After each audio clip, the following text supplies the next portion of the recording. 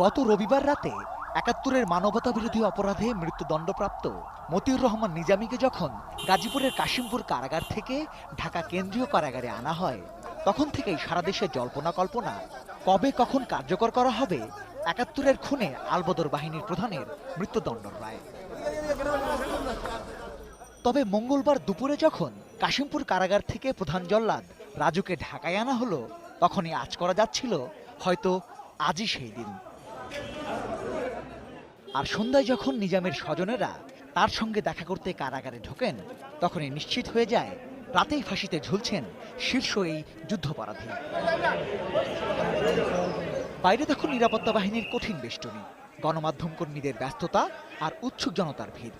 এরই মধ্যে নিজামের সঙ্গে সাক্ষাৎ শেষ করে প্রায় ১.৫ ঘন্টা পর কারাগার থেকে বের হয়ে এলেন তার স্বজনেরা। কোনো কথার উত্তর না দিয়েই চড়ে বসলেন গাড়িতে। কারাগারের বাইরে ততক্ষণে মানুষের ভিড় বাড়ছে। দ্রুত ফাঁসি কার্যকরের দাবিতে কেউ কেউ স্লোগানও দিলেন, এলো মিছিল। এই ঘাতকের যত দ্রুত ফাঁসি কার্যকর হবে, ততই বাঙালি জাতি মুক্ত হবে, অভিশাপ মুক্ত হবে।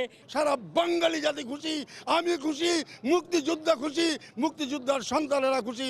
তারপর অপেক্ষা, কখন কার্যকর হয় মৃত্যুদণ্ড। আর সে সময় যারা সেখানে উপস্থিত থাকবেন, এরই মধ্যে সেই ঊর্ধ্বতন সরকারি কর্মকর্তারা একে একে প্রবেশ করতে শুরু করেছেন কারাগারের ভেতরে।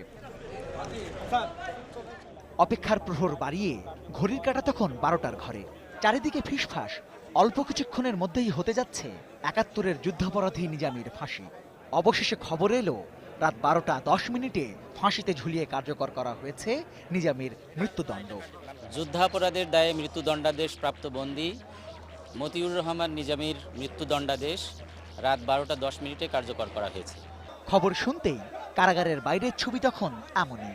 কেউ কেউ বেলালেন মিষ্টি, কারো কণ্ঠ আবেগে নিশ্চুপ, কেউ বা করে উঠলেন চিৎকার। কলঙ্ক মুক্ত হলো এই আলবদর কমান্ডার। ৭১ সালে আজরাইলি চেহারা ছিল, আজকে তাকে ফাঁসি কার্যকরী করেছে। মুক্তিযোদ্ধাদের, শহীদ মুক্তিযোদ্ধাদের আত্মা শান্তি পাচ্ছে। ঘাতকের বিচার হলো, মুক্তিযোদ্ধার জয় হলো।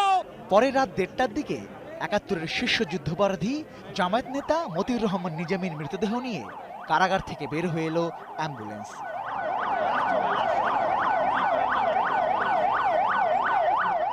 নিজামীর মৃতদেহ নিয়ে করা পুলিশি প্রহরায় রাতেই সেই অ্যাম্বুলেন্স রওনা হয় তার নিজ গ্রাম পাবনার সাথিয়ার দিকে। Rezwan Faiz, ATN news, Dhaka.